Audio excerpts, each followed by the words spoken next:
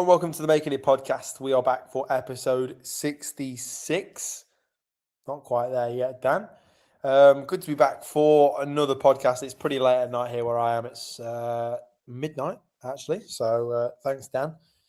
You arsehole. Good to have you back, bro. Another week, another podcast. And, bro, from what I'm hearing, a pretty good week for you. You've been to Budapest, seen some cool things. Seen some questionable things, as I've just seen myself, but had a good week, bro. How are you? Yeah, no, I'm really good, man. Just got back to East Midlands last night. Got back home for about 11 p.m. Was from in Budapest from Friday till Monday, and it was one of the best weekends. Me and my friends, Ollie, Aaron, Logan, and Josh, and Southie when he comes, go away every Easter. And it was a really nice time actually, and we had a really good weekend. And it flies by so quick, but it's so funny when you come back home. It's like, wow, that really was amazing. But when you're in the moment, sometimes you don't see it. Saw Robbie Keane in a sports bar, which I was So weird. starstruck. What's that, brother? So random. You just see Robbie I know. Keane. It was amazing. He was with his son. We'll get into something about that in a minute. And then, yeah, just had a really good time, feeling refreshed, back at home. Just been for a coffee with Lucas Jowett, who we've got on the podcast last summer. He's agreed to come on this summer for an update of how his year's been. So tune into that when it's out. Feeling good, feeling refreshed. I think a nice time away is always good to kind of have some fun, reset the buttons. But how have you been, brother? I do want to get into the whole seeing Robbie Keane thing and what we do when we see people who we admire. But to begin with, bro, how are you, man? Well, resetting the buttons is a new one, bro. I never heard that. Uh, Yeah, resetting the resetting the buttons. buttons. Oh, fair Press enough. the Yeah. reset button. Clicking the reset button, resetting the buttons, whatever you want to do. Click your reset button, reset those buttons. Just reset buttons. Uh, I'm never going to let you live that one down, Dan. Yeah, reset the buttons real quick. No, it's been good. It's been all right. Past couple mornings have been a bit tough. I think I've got a lot on my mind, obviously with my mate, and then some work stuff going on at the moment. That they're cutting hours, and it's just like coming to the end of my trip.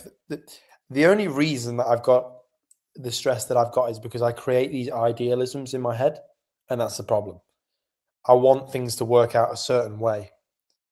I want to have the control over the situation, but obviously I don't, and I can't, and that frustrates me a little bit. So, but you can look at that through two different angles, bro, because working in this job has made me realize how insecure work can be. I've only really ever worked in my life for people that I know or my family knows.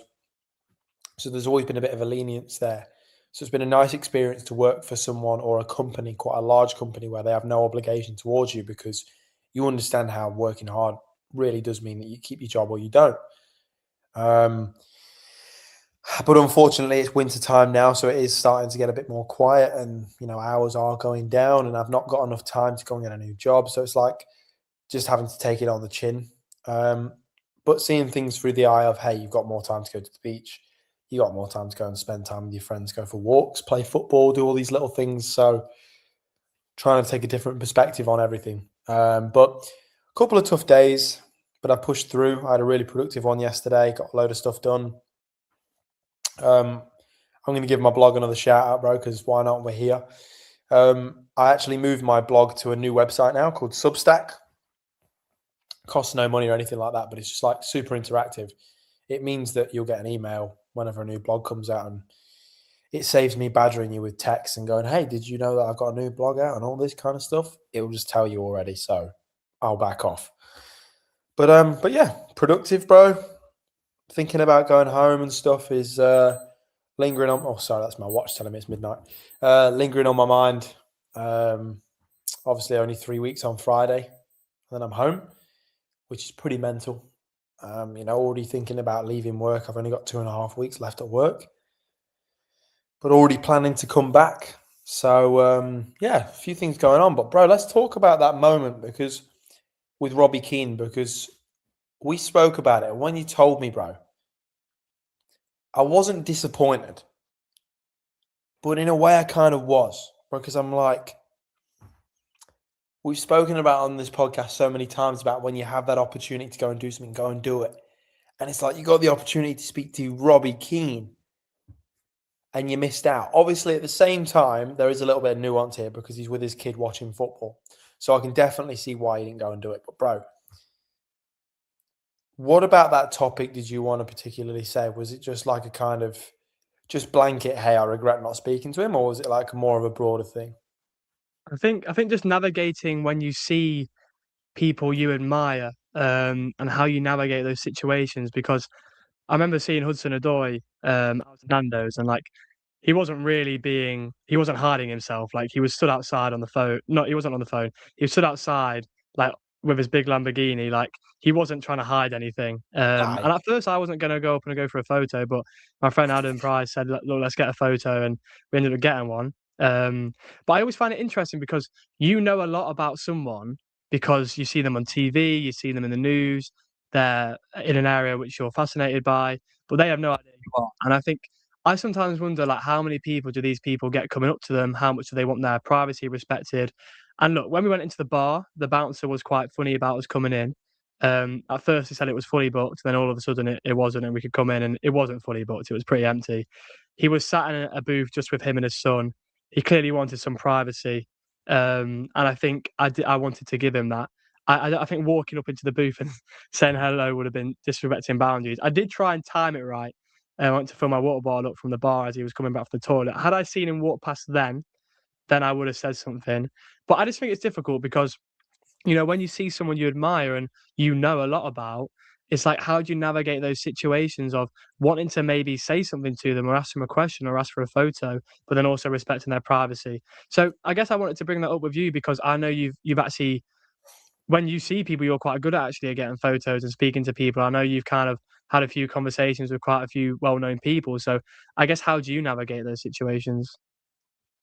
Well, I get really anxious actually. I get this kind of like sweating feeling in my hands, and I get a bit nervous and a bit shaky.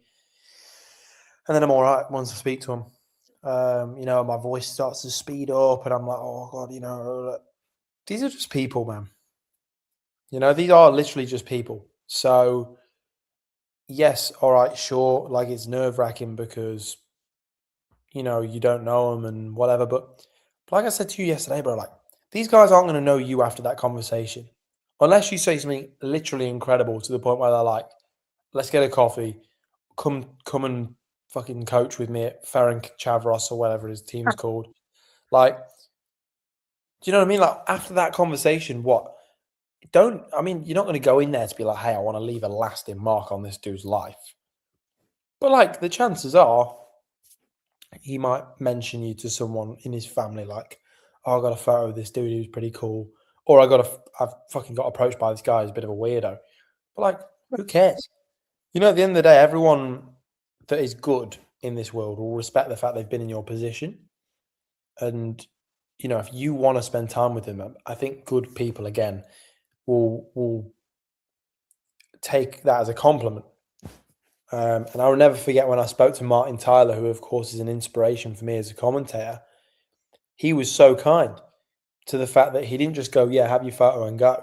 He was like, oh, so who are you here with? Oh, what do you do? Oh, what station? Is there a way I can look at that? Oh, that's how I started. Oh, you should contact me. And you know what I mean? And it's just like, you don't have to do any of this. But sometimes all you got to do is, hey, look, I'm really sorry. I know you're eating your food. I'm not trying to, get in your way or anything. But I just wanted to say you're a big inspiration for me. And then we talk. And then I'm like, look, can I be even cheekier? Can I just get a photo? Just so I can show my mum. You know what I mean? And then, like, you know what I mean? Little things like that. And it's like, you're kind of having to sell yourself in a second because a lot of people in this world don't have a lot of time. The people that you really want to speak to, the really like fucking famous people, they don't have a lot of time. So you've kind of got to be straight up with them. People respect directness and honesty. And in my opinion, if I just went up to him and was like completely blowing smoke up his arse, just being too overindulgent, he'd be like, this guy's weird. What do you want? Whereas if you just like, just give me a sec. I really respect what you do and I just wanted to let you know. Have a good day. You know what I mean? So I understand where you come from. I think when he's got his kid with him and stuff, I think it's a very respectable, mature point of view to take. But bro, I'll be honest with you, I wouldn't even hesitate. I'd be like, "This is Robbie Keane. I'm a coach. I want to know this. You know, what is it like to coach in a different country? How much of an impact has that had on you? You know, in a completely different country, Hungary, so random, but like you're enjoying it, you're doing well. What's that like?" But also at the same time, you can't regret it because the next time you see someone, you're gonna absolutely say something. Yeah, Uh, exactly, and that's what I said to myself. I said, I find with moments in life, like, what happened was supposed to happen, right? Now, next time I see someone I admire, it might be someone I admire even more, someone who I really admire and have admired for a long time. I'm gonna make sure I do that next time. I mean, when I was a kid, I was very ballsy. I remember following Chris MD all the way into a a Wetherspoons toilet and getting a photo. So I've obviously lost a bit of that edge, but that's a um, mad random one. That but like it's something which is difficult to navigate. But like I say, with moments in life, we can regret things, of course, but everything in life was supposed to happen and they happen for a reason. So next time I do see someone I admire, I'd maybe be a bit more ballsy at making that jump and just asking a question or getting a photo. But Jamie, how are you feeling now? Because as the days go on, we are getting very, very close to you being at home, like within 3 weeks now, brother. So, how is that feeling for you, bro? Because you've been out there for a long time, and I think that feeling of coming home is going to be is there's a fear of unknown there. yeah, bro. I think at the end of the day, like I knew I was always going to be coming home. I knew I couldn't. I said I just want to do a year. My only thing that I 100% wanted from this trip was that I'd be here for a year. That's it. Everything else I would have loved to have happened, and it did happen. A lot of the things I wanted, and someone made a comment the other day, and they were like, "Oh, but you didn't go and do this, you didn't go and do that, you didn't go and do that," and I'm like, "But, not every trip has to be that way." Some people come here with 20 grand, right, $1,000, whatever, and they just travel 6 months, less, 3 months, 4 months, and they go and do everything. Early Beach, Whitsunday, all these things, and I'm like, the people who make those comments, they're the ones who have got a kind of like limited view on things. If you want to do everything in one go, be my guest, but my intention wasn't just to come once. You know what I mean? My intention is to come back, like for sure. Do another year, do a 6 months. Like, why can't I do it then? And also like I feel like this year, bro, hasn't been how I thought it would be. There's been a lot of ups, a lot of downs. And I think that for what has gone on this year, how much I've moved around, the differences, the sudden changes, I think I've come out of it pretty well. And I think it's important that I and anyone traveling doesn't compare their journey to other people's.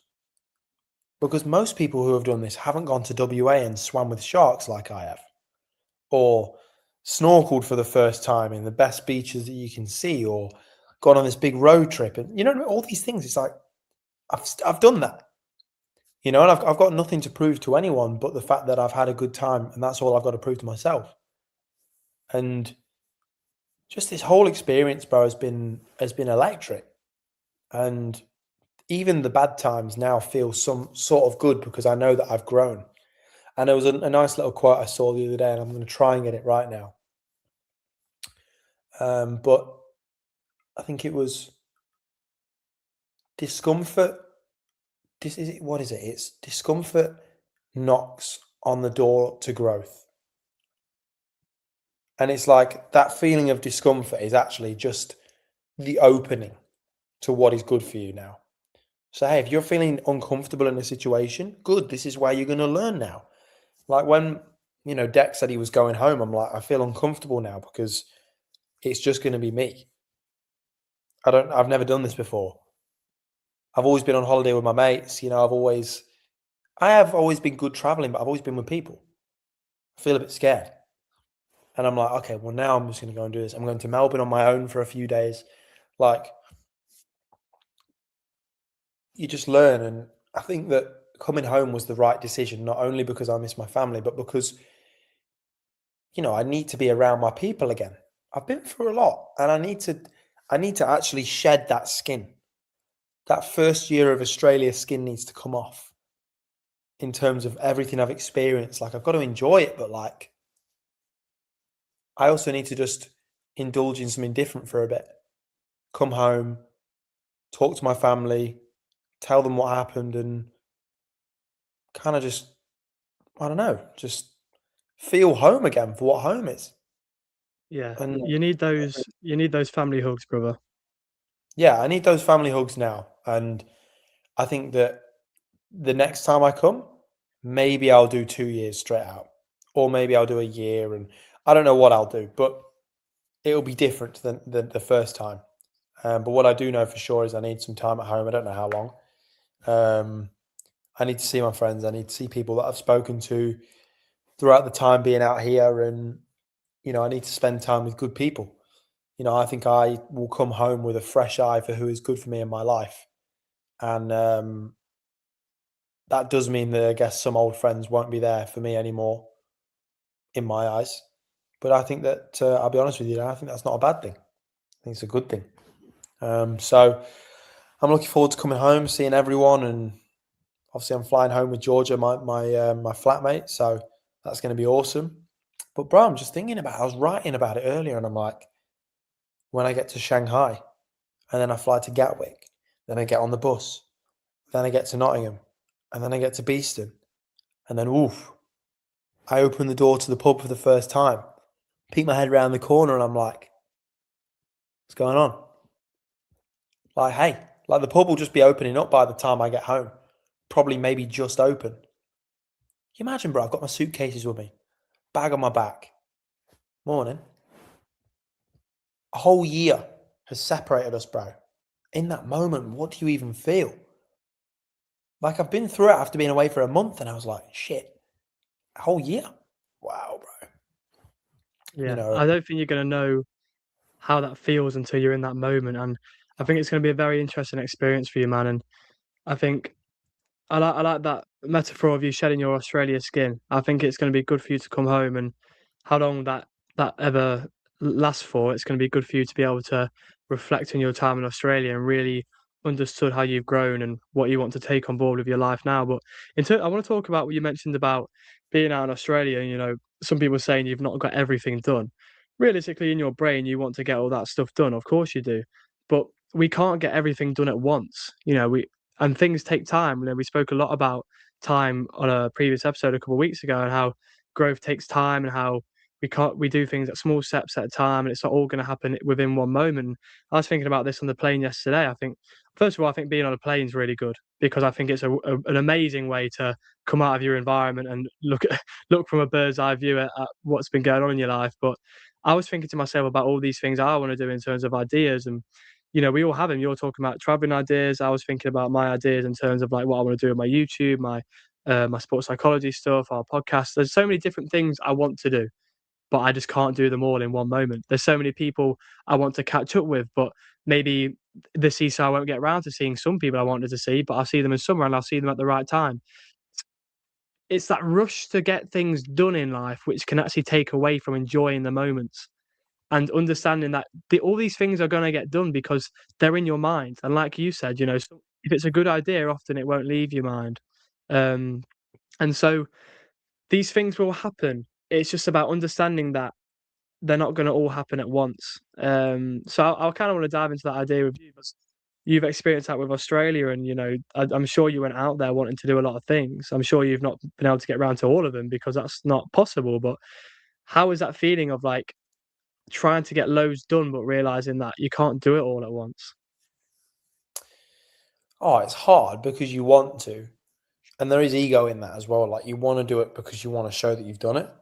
Like, a lot of these trips you want to go and do them because, like, hey, I want to like put this on my Instagram. I want to do this, and I want to show that I've done it. And then you step back and you're like, it's all right if you don't do it. It's fine. You come back. If you love it enough, you'll come back. And when I come back, I've already made a little plan on my phone. I was at work earlier and I was doing the stock. I was in the lift on the way down. I thought, I'm just going to write down a little plan of how I'm going to come back and what I'm going to do. And this time I'm going to come back at a time when I can earn a lot of money.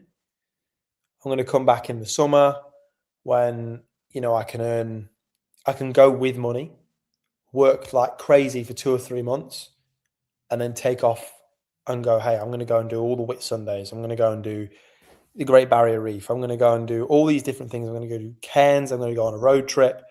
I'm going to spend a fair bit of money, go back, work, go to Asia for a month or two, or even finish off my trip in Australia with a trip to Asia and then go home.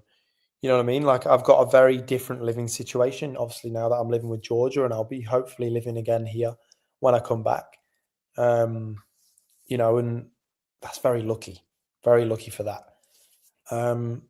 So I think it's just, for me, bro, I'm happy with what I've done. I'm happy that I'm still here in terms of just in Australia. Because there was many, many times where I thought this was not going to be the case. And I never thought it'd end up this good, bro. But the thing is, I always had hope. Always had hope. And I always believed that I'd get something good out of this trip. And have I done that, mate? Absolutely. Because no way am I going to let a situation beat me down. Absolutely not. So if you're going out there thinking that traveling is going to be perfect, if you're just looking at Instagram stories and thinking that's how it is all the time, it is not. Let me tell you, I know people and they post the most beautiful, amazing things, and then they go and bitch and moan about everything. It's not perfect. Australia is not a perfect country. It's not a perfect system. There's loads of problems with it, but it's fucking awesome. Pardon me for my language, but you've got to go and see it. I'd highly recommend it. And if the reason that you're not coming to Australia is because you're scared of spiders, stop being a wimp as well. Because I know people that are doing that and it's absolutely mental. But I've been thinking though, Dan, a lot about again how things will feel when I'm home, bro. But also seeing you again, man. Like, I've become so accustomed to a 11 o'clock at night phone call, and then you close the laptop and you're like, bedtime. And it kind of feels like this is just what friendship is to me now over the phone. I'm like, but when I get home, bro, sitting in the car with Deck, going and playing pool in town, going and having a coffee with you, bro, like chilling in the pub with everyone in the morning with a bowl of cereal and winding someone up, like that's what I live for, bro. That's home. That's what I miss. And no matter where you are in the world, bro, home will always be home, right? 100%, man. And I think it's good to go and spread your wings, and I think your relationship with home changes. You become a lot more grateful. Every time I've gone and come back from home, I appreciate home more. And my relationship with home is so good now. And that will happen with you. You'll come back and you'll, like you say, you'll realize a lot of things, the things that you were really grateful for while you've been away. It's a great time to kind of be away, and you have those light bulb moments of what really matters to you at home. And it's important to embrace that when you come back, because they're the special times, bro. They're the things that keep you going in life. They're the things that motivate you, and we need to keep those things close to our heart. We need to do those things as often as we can and when we can. In terms of this week, I know you had a moment this week, a period of motivation where you spoke about me and you both pushing each other on, giving each other some goals. And I think it's so important as friends, I think, to set examples for each other and push our friends on and do things where we can motivate our friends, because a friendship isn't just always having fun. There's some real moments where you've got to help your people around you level up and maybe notice some of their, not mistakes, because it's good to make mistakes, but maybe the things they're letting themselves slip down in life. And setting an example is a really good thing, and I'm excited to push each other on, bro. But that rebranding you had on your media page, obviously the blog's changed now to Substack, and I know you sent me some messages about us pushing each other on, as I just described. These periods of motivation fluctuate, and I just wanted to talk about, because I know you said at the start of the podcast you had some mornings this morning where you weren't feeling the best, and I know some things have hit you recently, and obviously motivation and feelings and emotions fluctuate. I guess, how have you dealt with that this week? By just literally waking up, getting out of bed and being like, okay, let's go and get it. Let's go and get it. And also, like, if you don't feel like doing something, don't do it. There's a couple of people I was meant to go for coffee with, and I'm like, I'm just not feeling it. Usually I just say, yeah, I'll come because it'll make me feel better, but it won't always do that. And you know what? It's okay to say I'm not feeling up to something. Do what's best for you. Like yesterday, I just had a really chill sitting home day. Did my washing, did all my scheduling for my social media for the next month. Did all my blog, rebranded my media page, put my blog on a completely new website. And, I was thinking, hey, eventually I'd like to make the blog a little bit more mainstream and I want it to be a little bit more interactive with you, the people that read it. So I was like, well, let's put it on there. And I thought, well, I'm going to do it today because I've got time. And it's like, in those moments where I'm not feeling good, I'm like, okay, hey, what do I love doing? Reading, pardon me, time on my laptop. Like I enjoy being on my laptop, bro, because sometimes I don't even know what I want to do. I just go and do it. Like I've started taking myself to the cafe that's owned by our workplace and just having a couple hours there. The staff know me now. Doesn't take staff long to get to know me when I'm going for a coffee. I have the regular order, the large oat cat, and then every now and then they'll bring me over like a free cake or something. They look after me. So yeah, I think, bro, it's just those days when you're not feeling that great. Do something you love real quick. Have a bit of food. Put some music on. Very important. And just see what you can get out of yourself. Don't expect too much. I was literally just looking out this morning to just get out of the house. I ended up going for a coffee, sitting in the park, and then going to the cafe for a couple of hours, writing my blog, finishing it off. And then I'm trying to get into, I'm trying to research a bit about finance and investing. So I've been looking at, using AI and stuff like that and how I can use it to tutor me basically in certain things in like finance and make studies and all sorts of things that it can recommend me. Basically so that I can learn about things. And that's what you should do. Because somewhere in my brain there was something going, come on, let's do something today. And it's like, well, I don't know what I want to do. Okay, well, let's go and do something I've always been interested in. Like play some curiosity throughout your mind. Your mind always wants some engagement. Engage with it. Do something it'll like. And I want to ask you as well, Dan, what is your kind of how do you maintain a good energy just throughout the week? Not just a day, how like throughout the week?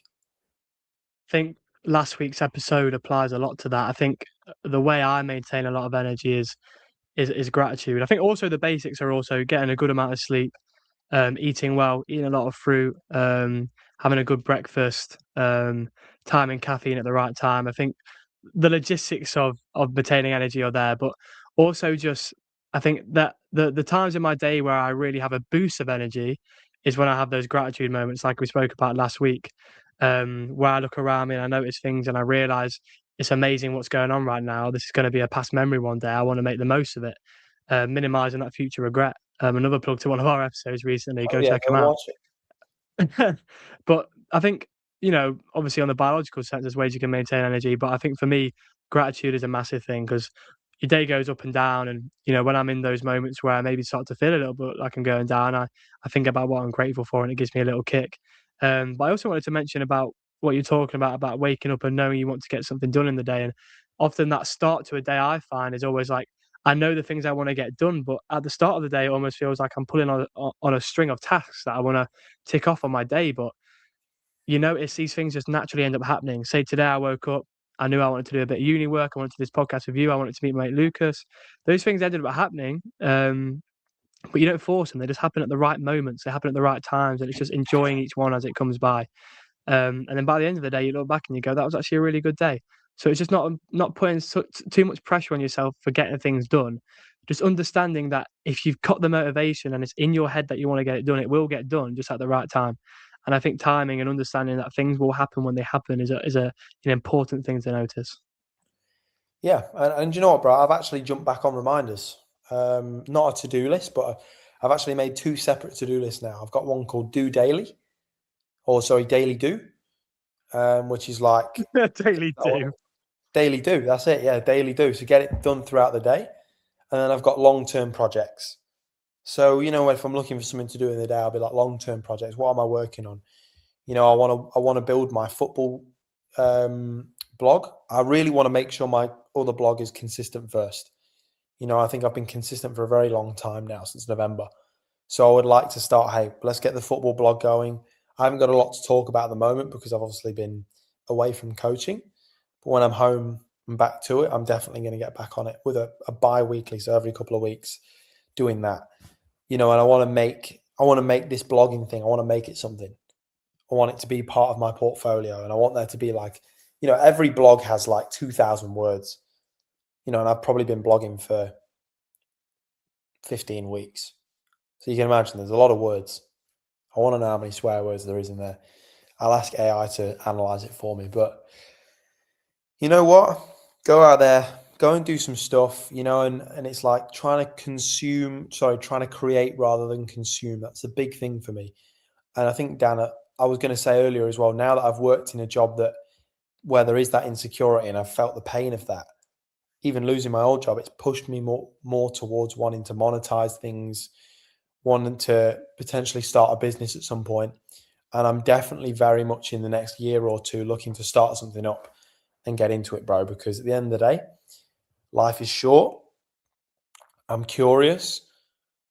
I'm a little bit impulsive, and I just want to do some cool shit in my life. So, you know what? Why not? Yeah, and there's no need to put a ceiling on these goals. No. Reach as high as you possibly want, and even if you don't end up reaching there, at least you've hit a few stars on the way. But why not give it a go? Minimize that future regret. And also, who in this planet, bro, can tell you what you can and can't do with your life? No one. Just you. So do some cool stuff. There was actually something, bro, and I'm trying to find, if you just let me, hold on, I'm going to try and pull it up. Hopefully my laptop doesn't push me off the stream for this. Can you still hear me? Yes, brother. You can still hear me, right? I'm going to pull it up because this was a really good one. And I think, where's the weekly? There was a quote I found, and it was, here we go. It was: the version that doubts you does not have to be the version that controls you. And that's a really important one. It's like there is a version of yourself right now that is doubting you, doubting what you can achieve, doubting your abilities, all these things, but it is up to you whether that controls you. And I think, I don't even know exactly who you are watching this right now or listening to this right now, but I can guarantee you've got the ability, you've got the intelligence, you've got the love, you've got the heart, the passion to do something that you've always wanted to do. And the only thing stopping you is that doubt in mind that you've allowed to control you, that maybe is influenced by other people. With respect, and again, sorry for the language, but fuck those other people. Go for it. Do some cool stuff. Don't let people tell you what you can and can't do. Let's go out there and achieve some stuff. Go for it and aim for the moon as well. Like I just mentioned, there's no point putting a ceiling on things because you're only holding yourself back in that way. And the only way you would put a ceiling on something is because you're worried about not reaching it, and maybe how, like you say, how people will perceive that, how you'll feel like you've let yourself down. But there's so much more pride in aiming for something and not hitting that target as opposed to not even trying in the first place. And So go also, for bro, it. exactly that. And this is another thing. And I saw someone saying about they didn't want to start a podcast because they're worried that people would laugh. You've got no listeners. I think it was Chris Williamson. Can't believe I'm mentioning him now. But it's like, why are you worried about what someone thinks when no one's listening? But also, and then when they do listen, why would you then give a shit? Because they don't do a podcast themselves. But anyway, that's my opinion on that. And I think that you should just go for it. And if something pops into your mind, write it down on your hand, have a little think, and just go and do it. Yeah, I feel that, brother. I hit that straight back. Go and do it, people. Go and do it. Well, that was episode 66 of the Making It podcast. Back for the big episode next week, episode 67. Oh man, this work. Dan absolutely loves that meme. He's so childish. But anyway, thank you so much for listening. Episode 66, episodes out every Tuesday. makingitpoddy@gmail.com. Email us at makingitpoddy.